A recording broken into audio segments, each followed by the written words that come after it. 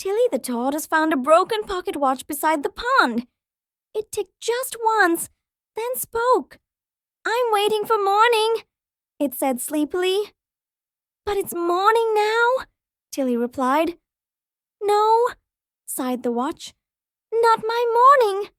Tilly carried it on her back and walked through the day. They watched dragonflies dance and lily pads sway, but the watch didn't tick again. At sunset, Tilly asked, "When is your morning?"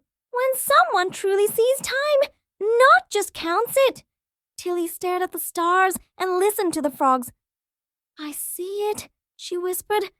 The watch ticked once, then twice. Its hands began to spin slowly. "You brought me my morning," it said, glowing faintly. Tilly smiled and set it in the moss. Some mornings don't come with the sun, they come with understanding.